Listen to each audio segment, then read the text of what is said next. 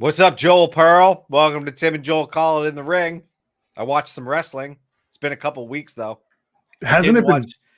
I didn't watch any of the old stuff. I skipped it all. I watched the highlight reel of Darby Allin and Jeff Hardy in the Who Can Destroy Their Back match. It was fine. There was a lot of who can destroy their back.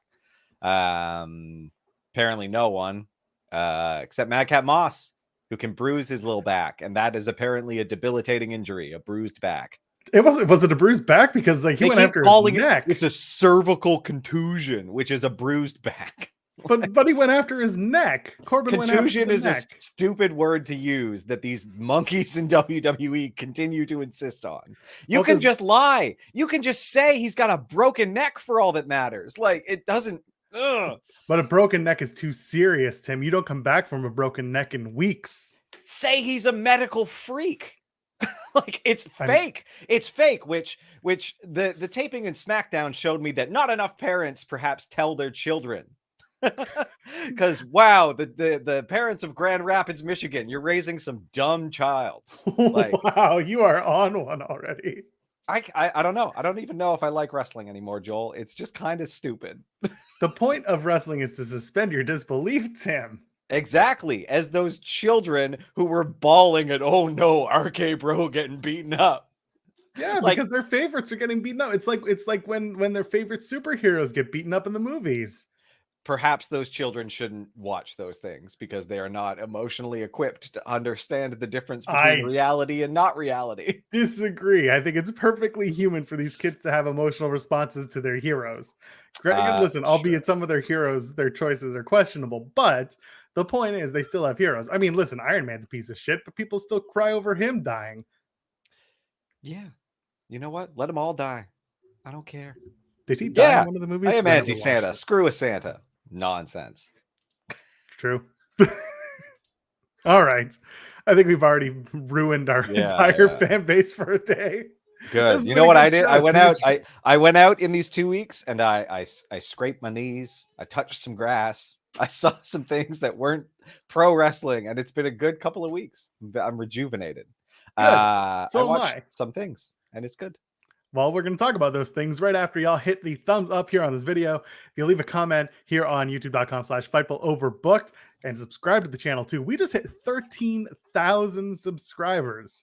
That's insane. I am stoked. And thank y'all for coming along for the ride. We got so much more content coming your way. New stuff, old stuff coming back. We're working on it all the time, dropping stuff. We try to do stuff every single day here at Fightful Overbooked. And we do it because we are, as I say, self-funded. We are self-sufficient. We are self-funded by friends and family and viewers like you. Send us your super chats. It's that little $ in the YouTube gimmick in the chat box that has a $, and you can send any amount that you would like. It supports us here at Fightful Overbooked, and also get your question, your statement read on the air. We also have a Discord. Go to the Discord. People talk about wrestling in there. People like wrestling in there. So come talk wrestling in the Discord. Tim, are you ready? Where do you want to start? Where are we going to start? Anything good happened on Raw? I watched none of it. Is Ezekiel still the best? Actually, yes. The Ezekiel stuff was hilarious. Ezekiel and KO continue to have probably the best outcome for anything on Raw. The only thing that was better than the Ezekiel and KO and Alpha Academy gimmicks are the countdown, the Cody clock. Did you know about the Cody clock? I saw the Cody clock, which actually I kind of just shut off Raw when I saw that come on. That was like not because it was egregious, just because I had other things to do. And like the countdown to Cody is not enough to keep me fixated, because like I've seen a lot of Cody and it's fine. It's kind of the same every time. I'm going to start a countdown to our show so that people start getting a daily fix of us. As long as you throw it up at least 2 hours before it happens, so that people can sit there waiting for 2 hours, I guess. I don't know. I usually tweet about it about an hour and a half before our show goes live, and then again 30 minutes before, and then the live. So maybe we're on track here. Maybe we're doing it right. Maybe they're ripping us off again, because the Cody clock, 2 hours. Well, we take about 2 hours to set everything up. I think it's right. Yeah, it's the countdown to Joel Gacy.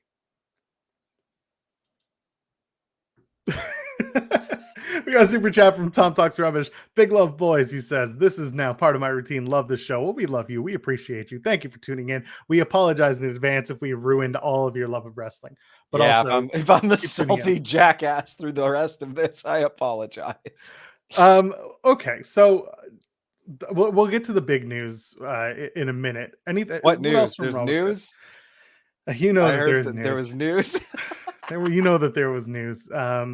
The news is that Edge is going around and blocking everyone on social media who has a problem with his new gimmick. That's the news. Good. That's fine. Good for him. I don't care. Like Really, that's whatever. If he needs to like zero in to make it better, which is the positive silver lining optimist approach that I'm taking, then by all means do it. It would be big fine. fan. There's so much good in there. Like that I'm like I think people are a bit like over the top negative about it. I don't think it's that bad. I think some problems are the Judgment Day. Like the name is awful. Music's fine, looks fine. I get people are upset about the "you people" thing, but like I don't know, man. Like what else is he gonna do? Like, That's the whole point. They should be finding something else to do. yeah, I could just call themselves the Blood, and there you're good. You did it. The Blood. And then have an initiation ceremony that's like kind of sort of vampiric, but like not. They have to drink from the chalice. Yeah, exactly. And there it's you just go. blue Kool-Aid or something. Oh my god, it's Blue Aid. Yeah. But it's purple. It has to be purple. Well, you know, it's So they gotta drink purple drink, and then purple, that's how they drink. oh no. That's how they drink it. And someone brings Sunny D to the party. And their new theme song is a Michael Jackson too. No. Oh my god, R-Truth brings Sunny D to join the House of Black. Sorry, not the House of Black, the House of Purple. I just read that in the comments. He misunderstands, yeah. And he just brings Sunny D to it. He's like, oh, my bad. And no one's gonna understand the reference because like, oh man, it's a 90s commercial. Oh, Ace, you just reminded me about the mountain of omnipotence. The omnipotence thing. You know what? No, this gimmick is crap. Oh god. Sorry, Edge. We apologize. You're probably going to block us now. Block us. Block me. I don't need to see Edge tweets. I'm tired of seeing Beth every time tweet out they're still good in him every time he does one of these whiplash turns. Like I can change him. It's just like no. Lady, you've been married for years. You have 2 children. How do you not see what's going on? He's clearly got a problem. He constantly vacillates between being a decent human and being a sack of crap. Oh man. So yeah, they did Chad Gable versus Ezekiel. That was the whole it was a comedy thing. Owens is on commentary and he's hilarious throughout the whole thing. Every time they mention Ezekiel, he's like, alas. And it's just a fun match, good match between Ezekiel and Chad Gable. I'm enjoying it just because it's chicken salad and they've absolutely killed it. Kevin Owens can do absolutely no wrong. Best and the Ezekiel character is great. I mean, it's so stupid. It's funny. I love it. It's it harkens back to the actually fun storylines of like the Attitude Era. They go crazy. You do silly stuff. Wrestling is at its best when it's being silly, but not like mountain of an omnipotence. I am a wrestling god. Omnipotence. It is the what's the opposite of a mountain? No, it's not a molehill. It goes concave, convex. It goes concave. So like it would be like a valley of omnipotence. The valley of omnipotence. The mole man. This is the mole man of omnipotence with your host, Mole Man in the Hans morning. Mole Man. Anyway, okay. So the main event of Raw was a #1 contendership match for the women's championship. It was Asuka versus Becky Lynch, but that was not the original plan. At the beginning of the night, they promoted it. So okay, we're going to talk about it because this is the actual news. So the original plan was a 6-woman match, a 6-pack challenge to determine the #1 contender for the women's championship. It was going to be Sasha Banks, Naomi, Becky Lynch, Asuka, Nikki ASH, and Doudrop. They promoted that at the top of the show, and then in the middle of the show, they changed it and they put all the blame on Naomi and Sasha, who had in real life walked out. There's been so much talk about how this shit is being dealt with, and I don't think you and I need to rehash everything. I do want your opinions on Sasha and Naomi walking out, of course, because you and I haven't really talked about that much here or offline for that matter.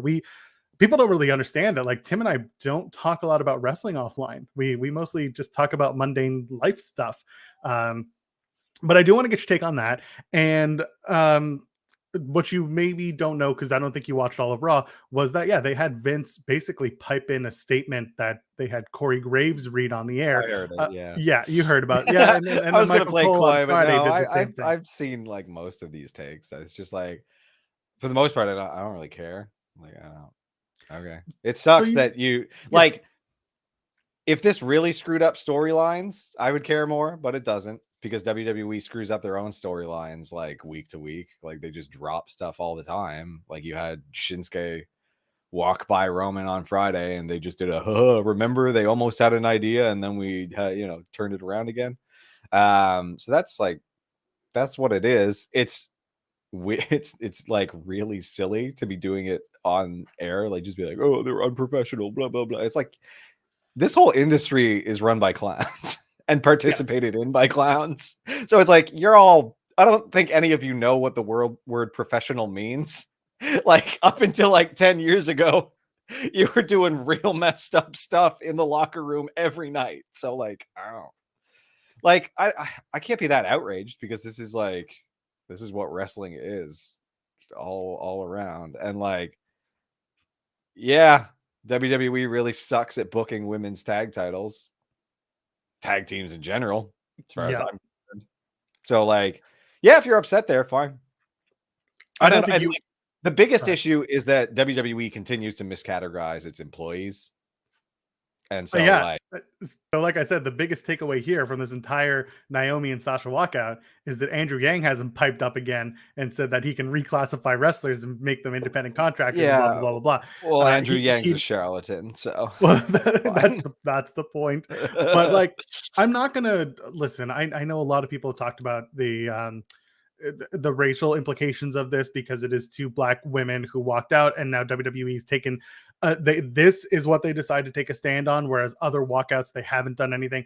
That's not for us to talk about, because Tim and I we're not the right people to talk to that story. There are other people having those conversations, and I encourage you to go and listen to those circles, because we're not the people. When it comes to the production side of things, I think, Tim, you can agree that the worst thing that they could have done was to walk out when the show has already started.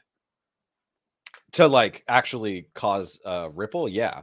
If they gave them the time, it wouldn't have had the impact that they were seeking, which like here's the thing. As far as I'm concerned, it's a job. You can walk out whenever you want. Like, that's the US for the most part seems very at ease with allowing employees to be let go at a moment's notice without any repercussions. WWE is pretty good about that, as far as I know. Everyone hates the contract thing, but 90 days pay is something that most people don't get. That's pretty good. So like, and there might be repercussions to you leaving a job, but like, no one, like, this isn't life and death. It doesn't matter that they chose to leave. It's not, who cares? Like, and then another employer will have the free choice to decide whether or not that impacts their decision to hire them as well down the line, which I doubt it will, because like WWE is what it is. It's this behemoth that I think a lot of people are displeased with.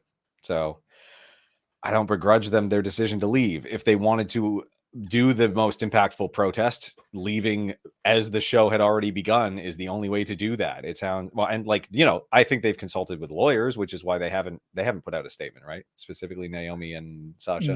No. Sasha's been on socials. She's in Minneapolis hanging out at like Prince's house, and then going to a Steve Aoki concert and like living her best life, and everyone's just like, oh, she's on top of the world, and everyone's just, oh, no, she's been suspended. She's not gonna stay at home and cry. Like, that's not exactly her business, but yeah. No, and if she's, if she had the money to do it comfortably and not be struggling to, feed herself, whatever.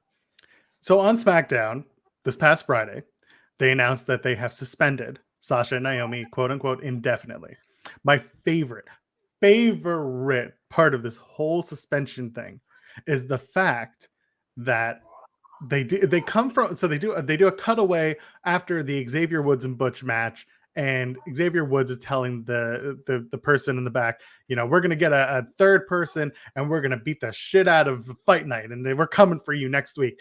It's gonna be a big surprise when we get our surprise tag team partner. And then they come back from the break, or from the backstage, and Pat McAfee is like so hyped up, and he's like, who are they gonna find? This is gonna be amazing. Oh my god, 6-man tag, Michael Cole, who are they gonna get? And then Michael Cole launches into this like super serious segment, like just this whole the juxtaposition was a little bit odd. Like, it was so bad, and it was hilarious. I had a good laugh. I was like, oh my god. And the question was, who are they going to get? And then all of a sudden Michael Cole's like, Naomi and Sasha are reprehensible human beings. They deserve to be like, oh my god, Michael Cole. Yeah, and it's just like, I don't know. I'm gonna say I side with Naomi and Sasha because like none of this is life and death. Like they can walk off whenever they want. It's a bloody job. Like they're miscategorized as contractors, so like, yeah, you might get sued. Like that's fine, but if you take that choice, no one died. Like they're not reprehensible human beings. Like that's like, it's just that bootlicker, like, oh, I gave you a job, which is the greatest thing a man could ever give a person. Piss off. Like this is so dumb. It's that employer, like, you employees owe me nonsense that is just like, I'm never gonna buy into that. You guys are abusing employees. I don't care if they don't reciprocate with like undying bootlicking love. It was very strange. The comments that were made in the statement were basically like, they let everybody down. They're really twisting this into, it is not the company's fault, it is the workers' fault. And then WWE would go on to basically give all of this info that they've been giving, like generally, like all the press stuff, they're giving it to major outlets now. Yeah. Like TMZ ran it, like, and people are like, oh, New York Post had a TMZ, but let's the New York Post, respected publication. Well, that's the thing, like, respected or not, the readership is unfortunately what matters. Very high. Yeah. Right. That's the problem. And after the Monday night show, people were pointing out that the New York Post picked it up. And I was like, yeah, but the Post is shit. But also wrestling fans, you know what? I'm not even going to put on wrestling fans. A lot of people, wrestling fans or not, doesn't matter. A lot of people will take news from any publication that looks big. New York is a word that people, it's a city, massive, therefore it must be this big publication. Doesn't matter if it's right or not. And then TMZ picked it up. They're running with it. E was a big one. Entertainment news. If E is going to run with it, we know that the point is that they had E had Total Divas, so that was an easy connection for them to make and send all that info. Something.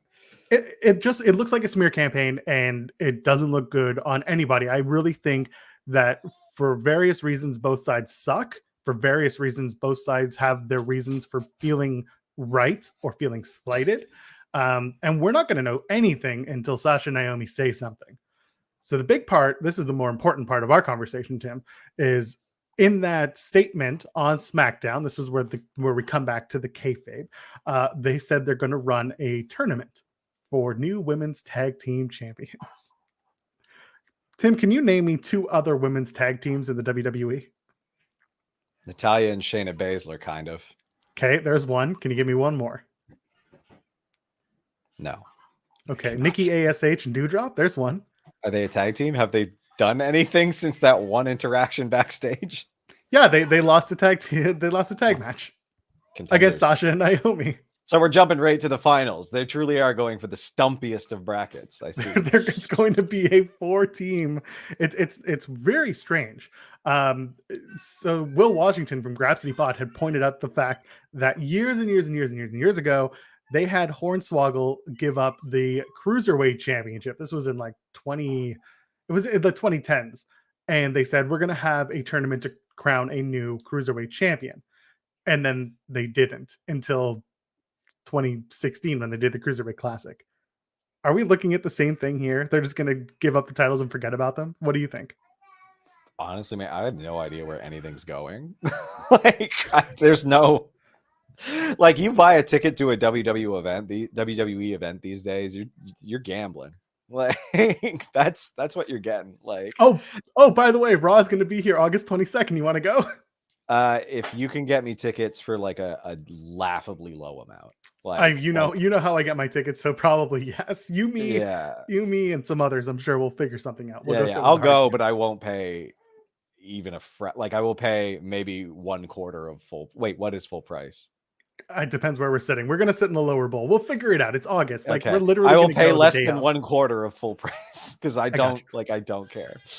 I got you. Well, we'll make some things out of it. We'll do some on air stuff. I don't know. Love it. But yes, I agree. When you go to a show, it can be a real toss Well, up. and that's like I know you said like I don't think anything negative about Sasha and Naomi about this. And like, I get that Sasha can be like there's been some rumblings in the past about her being a little difficult with things, but like I don't care. Like they really like it I don't know.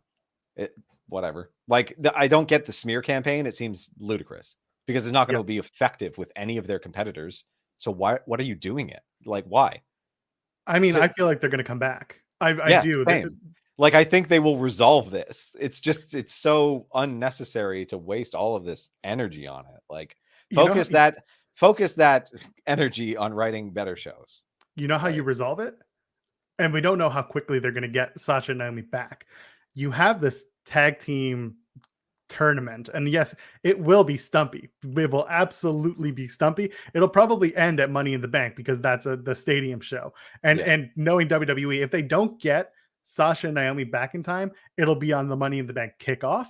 If they do get Sasha and Naomi back, it'll be on the main show, and it will end with something like it'll become like a triple threat final because the girls will come back and be like, no, no, no, no, this is our tag title. Now it's relevant because we left. No, we want our titles back, blah, blah, blah. They'll either do it at Money in the Bank or they'll do it the next night. But I think they'll be back throughout the summer. I do. yeah, That's how you do it. Or you have the Bellas come in and then the Bellas win the women's tag titles. And then the next night they're like, we're retiring. And then they do another tournament. just keep the tournaments rolling, baby. Every few months, it's a women's tag title tournament, and they have to find new women's tag teams to throw together. It's a lethal lottery. Oh my God. You get the women, you get the big tumbler. Yeah, And just they get have the to, bingo balls and start yeah. assembling teams that way. Oh Like, my, not only position, like do the gauntlet that makes no sense, and then just assemble teams via bingo balls. Like, and I'm pointing like people are saying in the chat, Naomi took off all of her WWE references. People do that shit all all the the time. time. Like Yeah, I wouldn't read too much it's into not a that thing. stuff. Don't read into it too much because they can easily put it right back in there. Yeah, it's easy it's a fix. few thumb presses like there and back, up and down. So it's like it's not that big of a. At this point, they're posturing right to come back and get a better shake. Like it's a strike.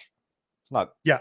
biggest thing in the like it's a strike. They very well could come back and get better creative for it, get better. Well, probably not pay because WWE, but I don't know where the contracts stand. People are saying it maybe a few months are left. People are saying maybe not. I don't know. People like there's no official word of what the contracts look like, but I see them both coming back. For those who were saying, oh, Sasha to AEW, she loves wrestling so much. Sasha's not going to go to honestly the lesser competent, like the lesser show. And when I say the lesser show, again, like it's all subjective, but the lesser show in terms of eyeballs, in terms of the way people look at WWE as a media like a media company, the name WWE holds much more weight than AEW does. And I don't think Sasha sees herself, and I'm not going to, I'm speaking for her now, but I wouldn't normally. I don't think she sees herself going to AEW.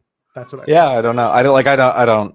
Yeah, I can't. I'm not gonna pretend to understand. Like I don't know. No, Who God, Sasha no. Banks is at all. Like I just see a lot of weird takes on Twitter about Sasha Banks, like WWE That's normal. not promoting her Mandalorian episode enough. And We I was like, oh, she had like one line, y'all. well, Like she's not not a even that. The yeah, like Mandalorian she didn't stuff. even talk the first episode. Well, no, I talked about this on Grappy Hour with Lily. Like they did the same thing with Jinder Mahal recently. People don't Yeah, know that because he was did on a a whole. TV show. Yeah, he Not a did Big good one, Sky. but a TV show.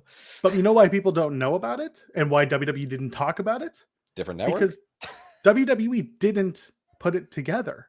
Yeah.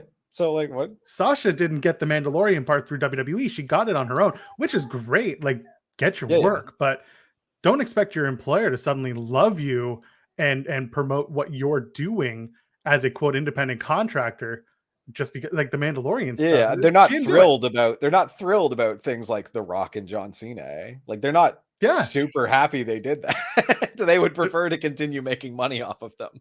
They're promoting The Rock's movies, and The Rock's not even promoting WWE out of it. Not even a little, which is they're just getting like big. They're getting more out of a big gold egg than they are out of The Rock. Oh man, that was bad. That was so bad. Forgot about the big gold egg. Omar sends a super chat saying WWE has a women's tag team, Giant Copium. There are a lot of women in NXT right now, which is amazing. And like you can easily put a bunch of them together and bring them up to main. But the problem is what happens afterwards? They don't do shit with them. No, because there's no tag teams at all. They don't care. And you think they would too, right? Because they love doing the tag team. You do one, then the other two do one, and then we'll all do one kind of, but it'll end in a DQ. You know, that kind of shuffle.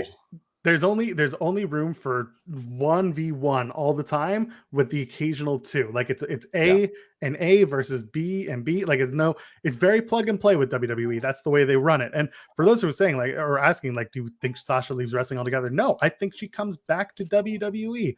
Vince McMahon has a propensity for welcoming people back with open arms and being like, it's just business, brother. And he does say that like all the time. He is very naked in that opinion that like he rewards behavior like this like a lot. So like don't like this is not.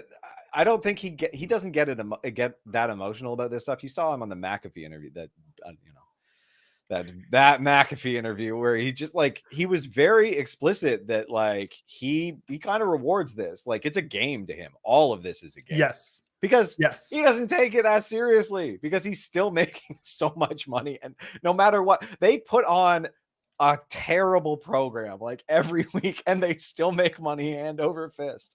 I had people who like don't watch the weeklies talk to me because they knew I do the podcast and stuff. And they're like, you see WWE's coming? Are you going? We got tickets. And I was like, man, that show sucks. Like, but they're, normal people like it still makes money because they'll still go and check it out once a year. Because like, the circus the name comes to town. is so the name is so enormous. Like yes. And then again, that just goes back to my point that for a lot of these wrestlers, they're not running to join other companies because they're already in the biggest company and the opportunities outside of the company that come with that are much bigger than going just to wrestle elsewhere. Also, and miscategorization or not, those paychecks are huge. Like yes, they are big money contracts. Even for low tier status, like that you're making a lot of money.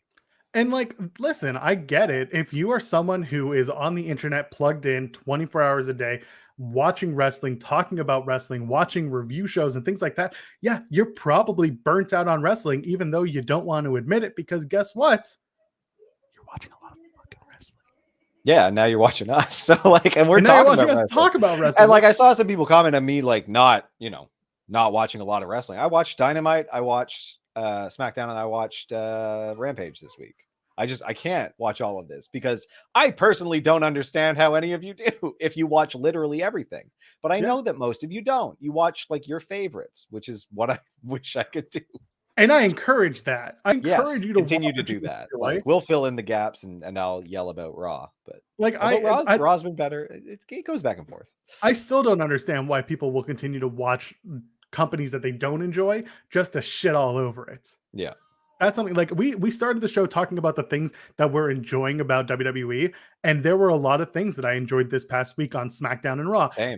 Honestly, I can wait and then find those YouTube clips if I'm really burnt out and just want to see it. Like last week, we didn't do a show because two reasons. One, burnt out. Like I felt like I just needed that week off, and Tim, I think you agree. We used it. Number two was I was not at home.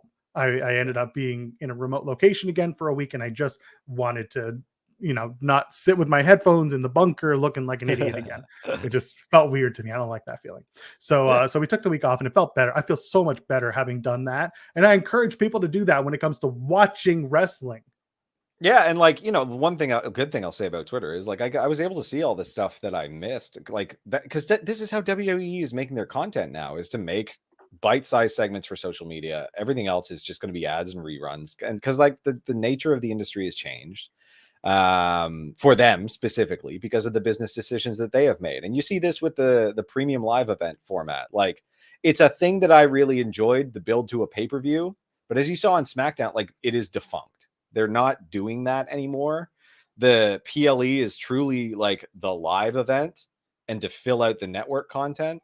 But the TV shows are they get the best treatment now. That's why you saw this unification match on SmackDown, because they have made conscious business decisions to focus on their network deals, to focus on the Peacock thing. Like, it just doesn't, or not the Peacock thing, because that's the network. Sorry. But they've made a decision to focus on that and probably making a ton of money from YouTube. So that's the thing. It's a content farm. They are absolutely a media content farm. They're also, because their name is so big. So people clown on the whole, like, we want to be Marvel comments. But the thing is, WWE is Marvel, not in the quality of the content. Although I would compare Marvel's content to WWE, my personal opinion. That's fair, and that's fair. But it's, some people love Marvel. Listen, some people love WWE's content and think it can do no wrong. So whatever, it's all subjective. The point being, the size and the name value is what they're really getting at. And they have that size and they have that name brand recognition that gets them these partnerships, for better or worse, because they are a public company. They are, they're trying to make more money.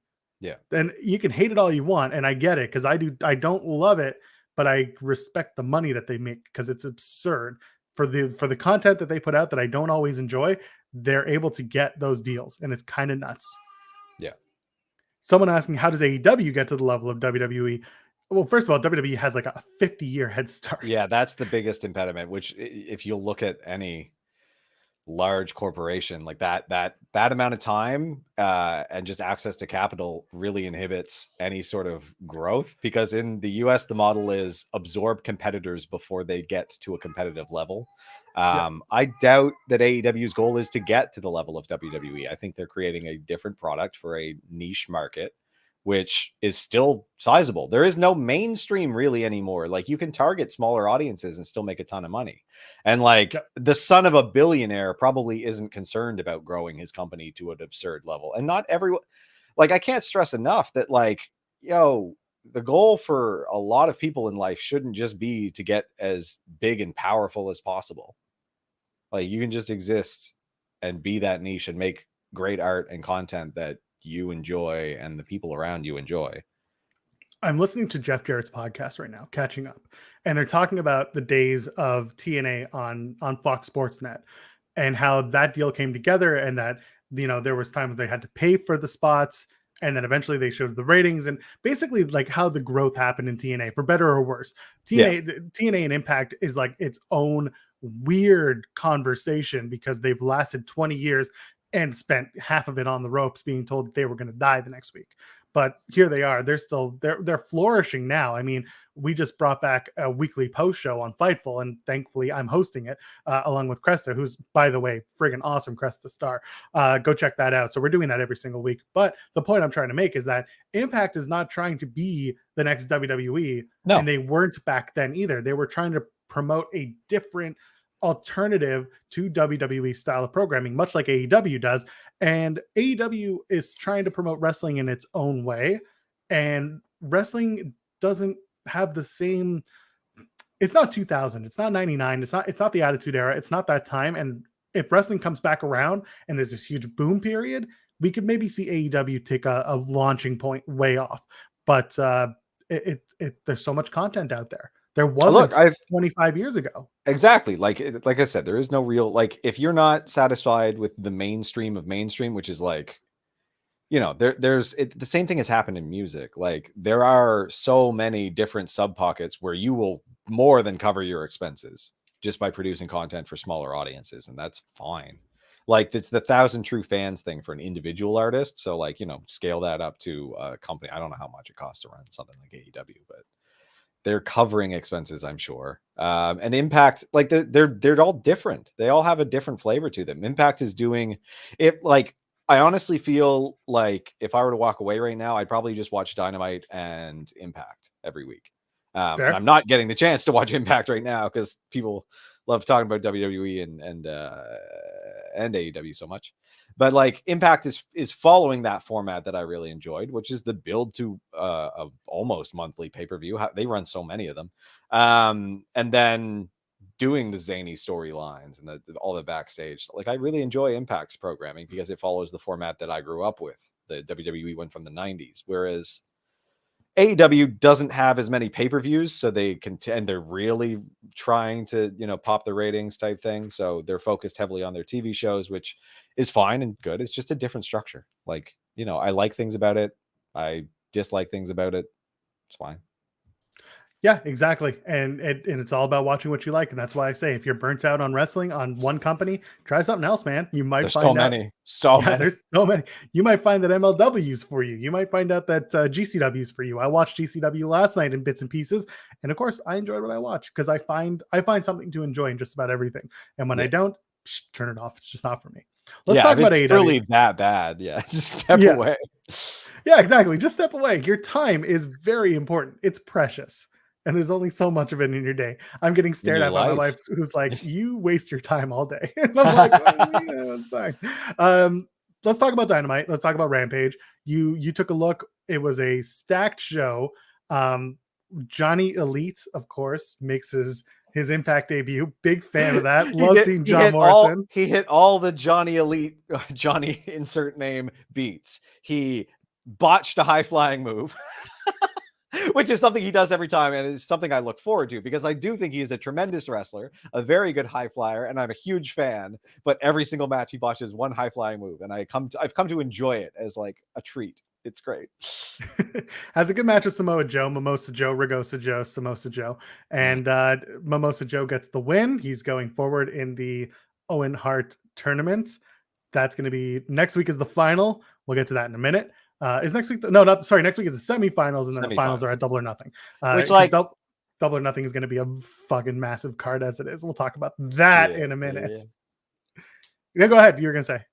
I find it funny that they started with the quarterfinals and like the tournament has officially begun. And it's like, why you did qualifiers? Why not just count those as well? Then I wouldn't complain about. Like I feel like I don't really have anything to complain about with these stumpy brackets. Like the women's tournament, different because they had the buys.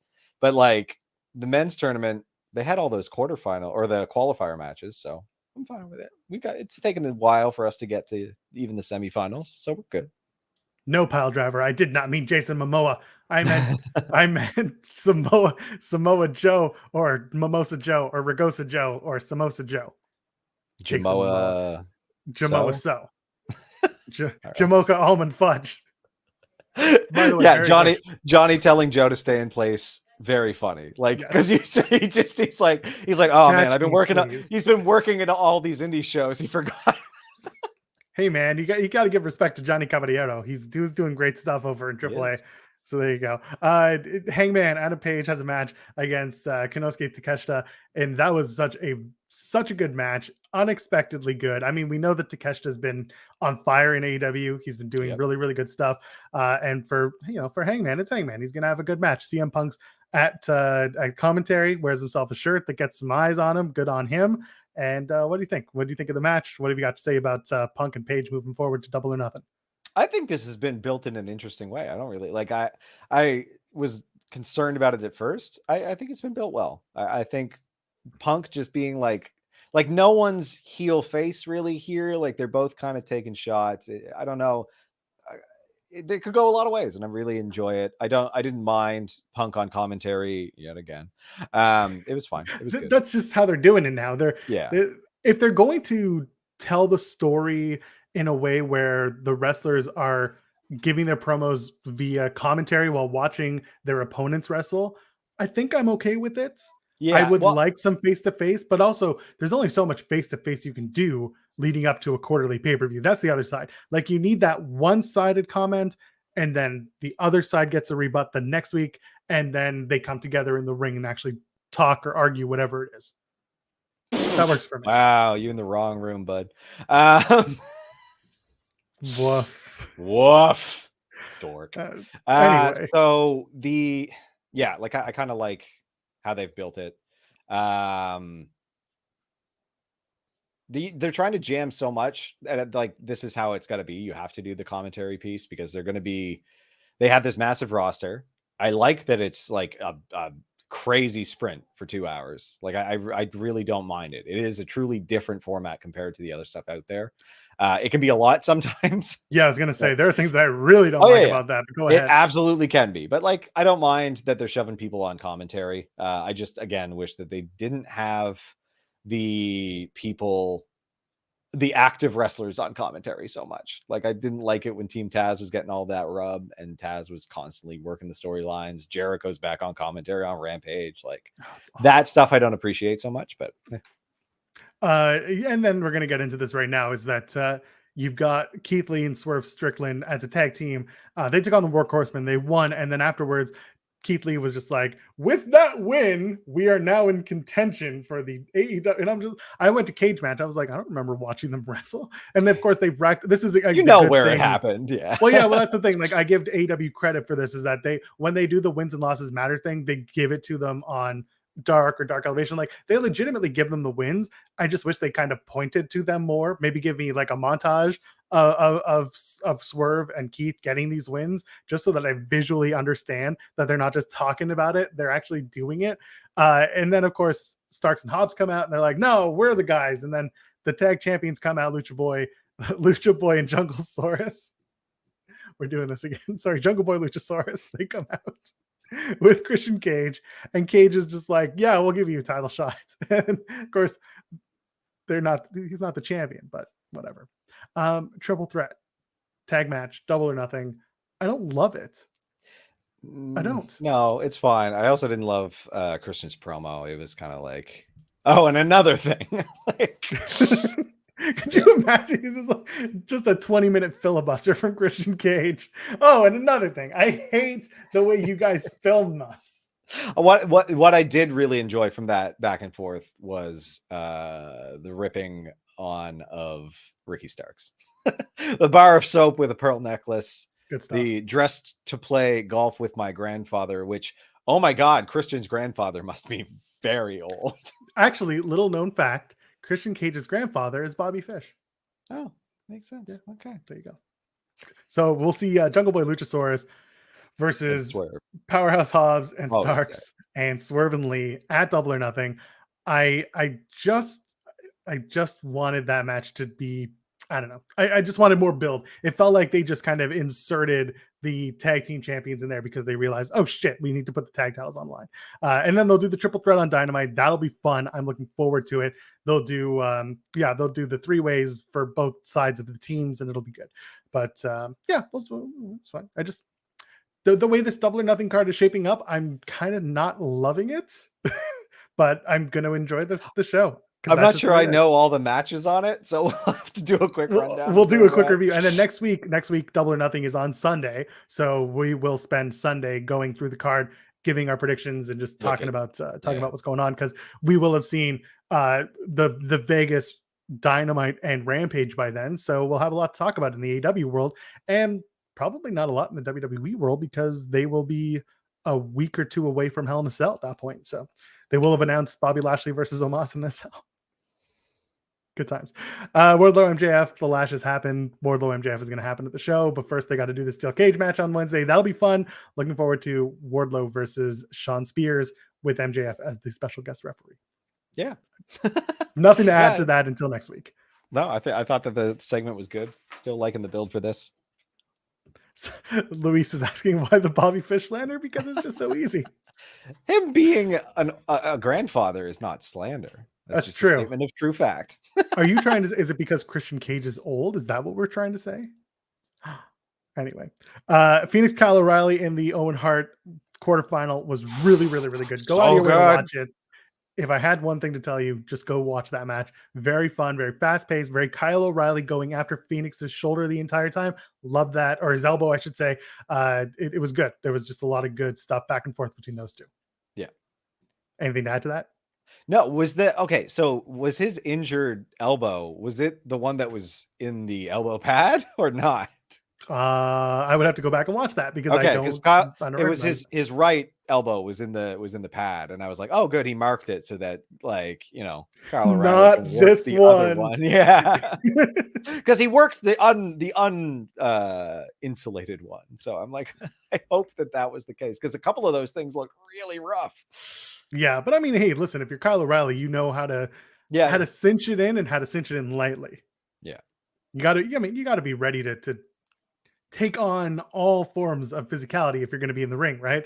You, you're not going to Also, wrench wait, someone's leg or what arm. happened to Goth Abrahantes? He's back to one gloved. I don't Well, even it's know because what he's Phoenix came back. So that's it.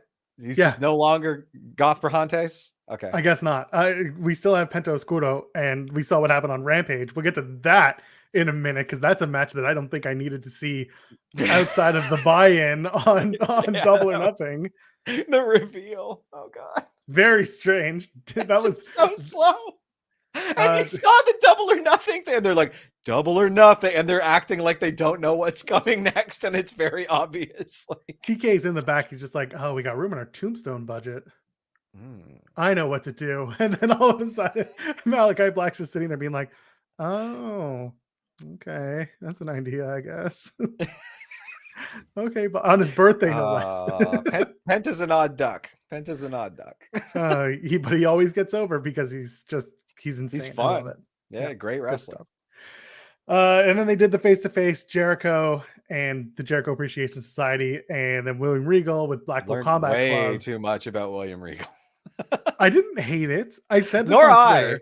Nor I. I said it on Twitter. Jericho is one of the few people that I can actually see going to these guys in the back and being like, I want to say this, this, and this about your personal life. Are you okay with it? Because he has those relationships with those people that he I mentioned. don't think there was an issue with any of it. Like, I'm sure it was all cleared. Well, some people, and rightfully so, they talked about how making light of people with addiction issues is lowbrow or it's hurtful. And And it's also wrestling. it's also Lowbrow wrestling. is a conversation we probably We've already discussed lowbrow and wrestling. I'm just like that's fair. It's totally fair. Like I can see that being frustrating, but I think that Mox has the say on what gets to be said about his individual situation. So yeah, and I really do believe that all these guys were like, yeah, go ahead, it's fine. And Jericho's even interviewed all of them and had conversations on his podcast with each and every one of them, including Regal most recently. Like it was good. I think the fact that I had listened to all of those interviews and I knew about these things, it wasn't like, oh my God, he's going there. It was just, this has been pretty public knowledge. So I didn't mind it. What the hell is a disco biscuit? Is that like MDMA? Like ecstasy? Like what the? Let's find out. Disco Biscuits. Well, they're a band. Oh, it's ecstasy. Oh, it is ecstasy. Okay, that's fine. There we go. Figured it out. Look at us. We're learning things here today. I guess William Regal does a lot of ecstasy.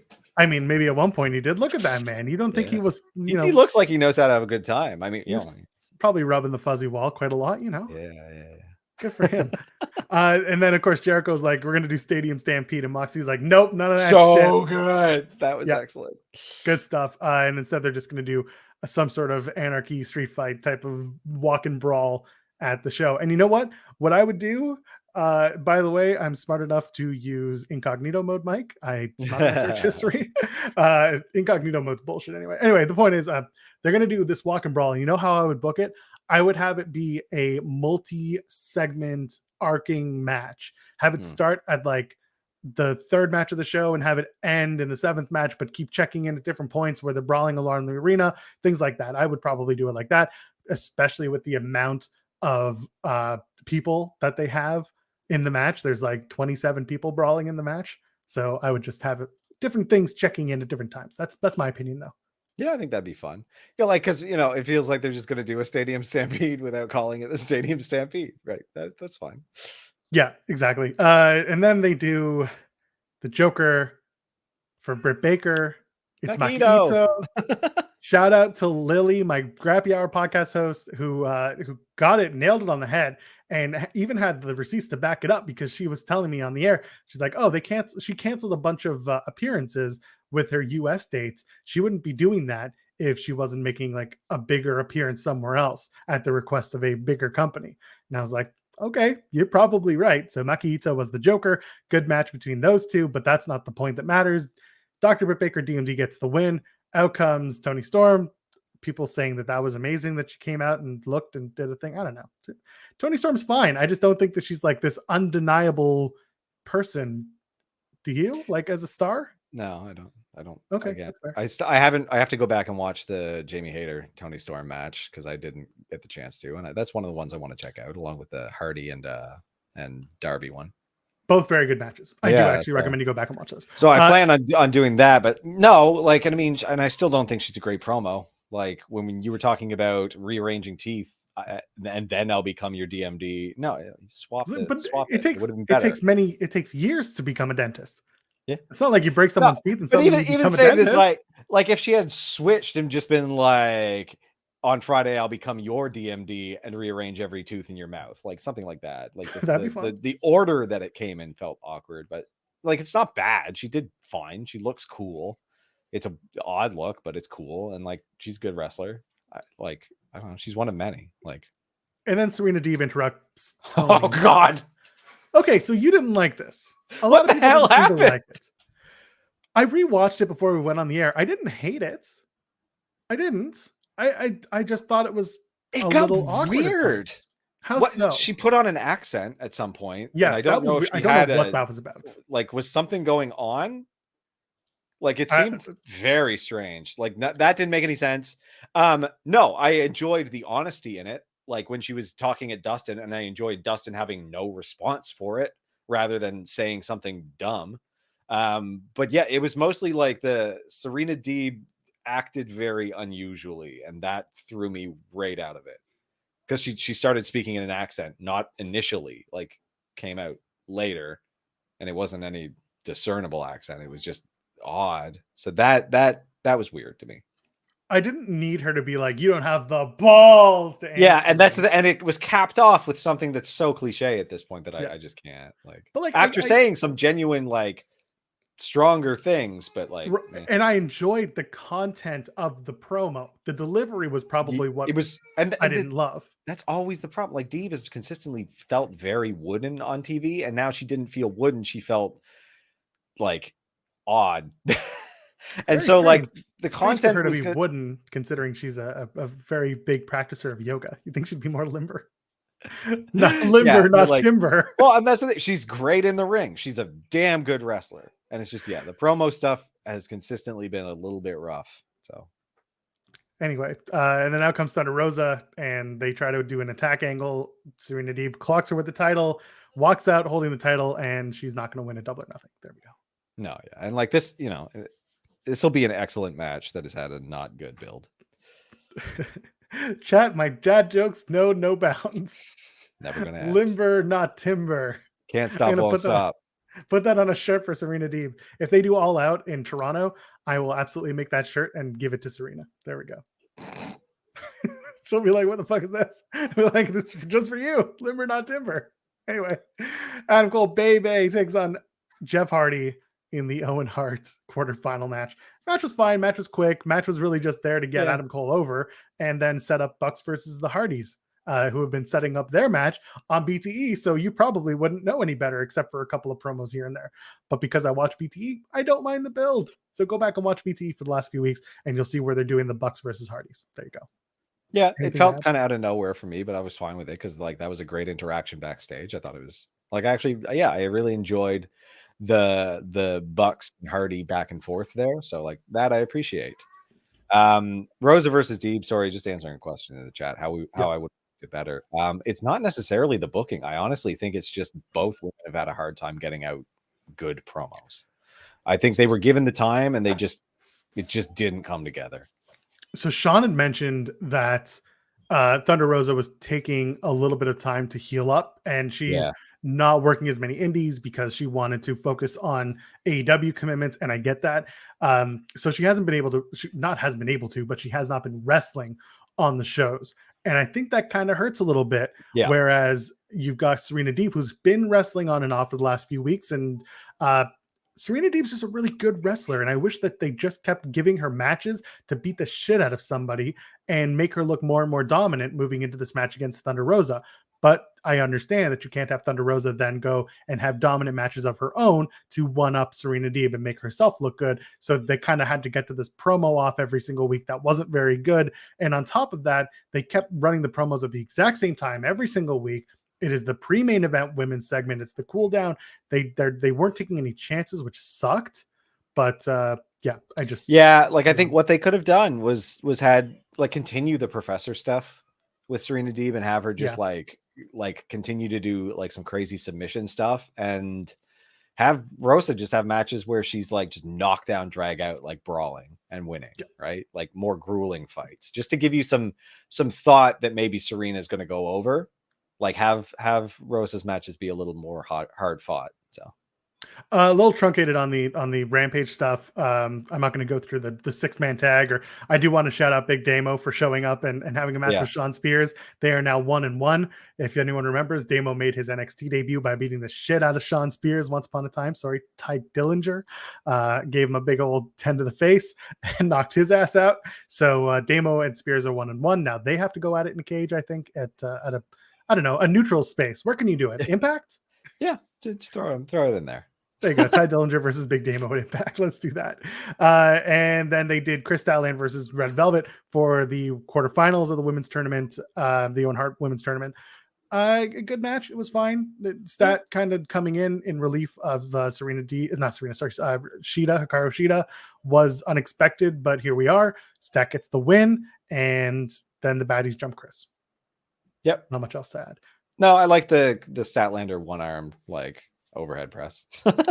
What I didn't love was, so Ruby Soho was on commentary. She comes down and evens out the odds. And then Jade Cargill comes in and starts beating down Ruby Soho. And then Anna Jay comes in and then she beats up Jade. And then afterwards, Jade's like, hey, we'll have a match for the TBS title at Double or Nothing, Anna Jay and Jade Cargill. We've seen that match before. They did it on Rampage a few months ago.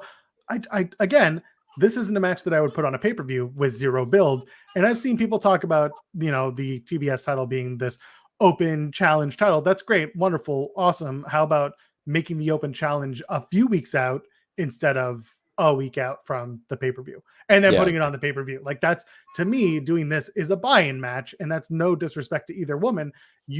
A buy-in match is still very important to get people invested and interested in wanting to buy the pay-per-view if they're still on the fence. Tell me what you think. They could have done that as a buy-in match, have it be, a great in-ring affair. It's just, there was no build to it. So like, I'm not that invested on what's going to happen with it. So and I see it in the chat, like, it's not a match that you would put on, but Jade being on pay-per-view is important. That's, I agree. Absolutely. Yeah. But then the time should have been spent building up an opponent for Jade. That's all. And I do like the baddies. Like, I love what they're doing with Jade. Oh yeah, Velvet is much like, and I I was not a huge Red Velvet fan for a while. They've like, what she's got together now is much better, much more compelling character, and the in-ring's solid. So the Bunny is always my number one contender. The Bunny and Penelope Ford are always my number one contenders. I think it should be a buy-in match, but we'll see what they do. And then finally in the main event, Scorpio Sky. Sorry, it's not the main event, but this was the main event for me, this segment, but I was like apoplectic. Scorpio Sky comes out with Dan Lambert and All Ego Ethan Page, and they're like, somebody stole my belt. And first of all, when did they steal the belt? I don't remember anyone stealing the belt. I missed it. I must have missed it. And calls out Sammy and Ty. Sammy and Ty are in the back. He takes a sledgehammer to it, and then Kazarian shows up. Reservoir Dogs Kazarian starts beating the title up with a sledgehammer. Don't know what that's about. And meanwhile, while he's doing that, Sammy and Ty are in the background making out. And I'm like, who are the heels? Who are we?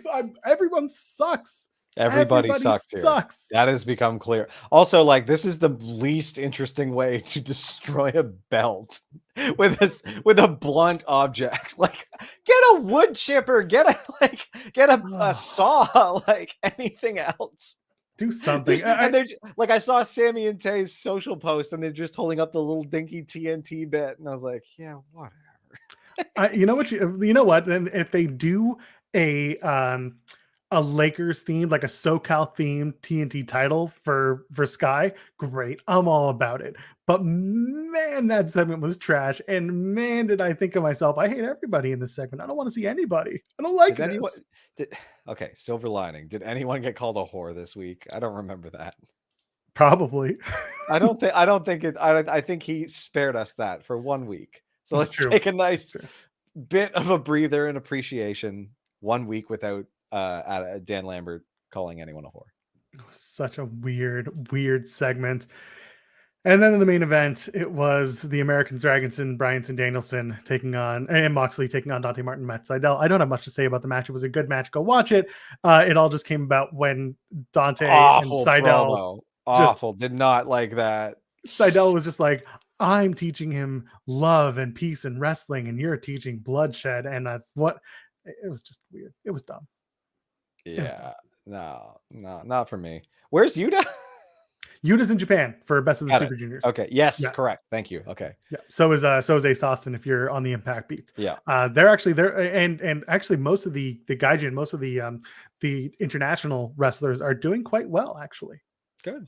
It's good. It's a good tournament. I might go try and catch up today on Best of the Super Juniors. So we're going to talk more about Double or Nothing next week. We'll run down the card, but right now I just want to read it to you because there's a lot going on. And I just want your immediate opinion before we get off for today. Are you ready for this? Okay, here's the buy-in match. Right now, it's Hookhausen versus Tony Nese and Mark Sterling, which, by the way, they did that montage this week. Hilarious. Loved it. Oh, God. Loved it. Oh, I really enjoyed that. That was so good. Big fan of that. House of Black versus Death Triangle was just announced. Don't know why they're doing that on the show and not on a main event on Rampage or Dynamite. I don't know. It's very Sounds strange. Like a great match, but yeah. I'm guessing the Vegas Dynamite main event this week is going to be the cage match, if I had to guess, and that's fine. But House of Black and Death Triangle could have been just a middle of the show match, a 1 hour crossover match. Hardys versus the Young Bucks. That's a match I can see on a pay-per-view. It's a big build. It's fine. It's good. Jade Cargill versus Anna Jay. We just talked about why we don't necessarily need that. Women's Owen Hart final, going to be TBD. Men's final is going to be Adam Cole taking on either Samoa Joe or Kyle O'Reilly. Probably Mimosa Joe, Ragosa Joe, Samosa Joe, right? Mm-hmm. Cole and Joe is fine. And then have Joe have the match cost by Satnam Singh. Yeah, they could do that. Kyle and Adam is compelling, but I don't think they're there yet. That would just be a bit soon. Maggie, I hate you so much. She's asking if my beard's always been this gray or is it the result of fatherhood? Both. I was about to say low column A, low column B. My beard has been graying for the last 10 years, let's say. So there you go. I'll be 35 in 10 days. Oh God, I just gave my age away.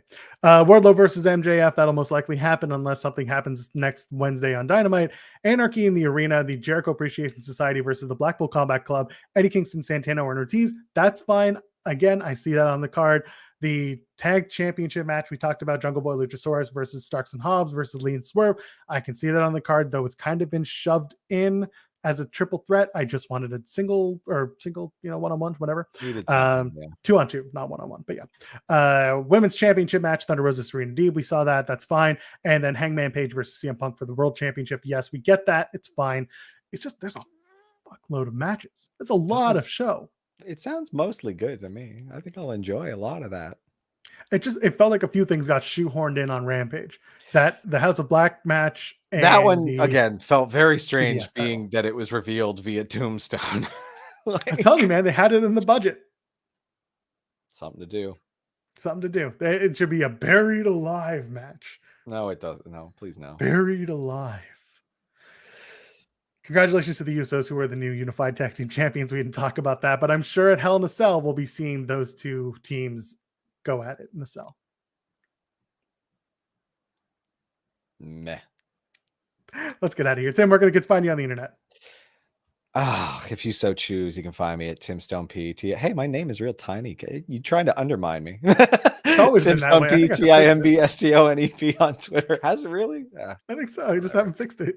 You got to work for it if you want to follow me, I guess. Someone wants to make us a new overlay. I will not say no. We can talk about that on the internet.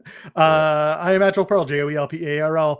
Every day we're trying to drop some content here on Fightful Overbooked. And on Thursday nights after Impact Wrestling, check me out and check out Crest of the Star. We do the Impact post shows now, Thursdays after Impact Wrestling. You know who I am. You know who he is. Ladies, gentlemen, friends beyond the binary, we will see you in the next one. Cheers.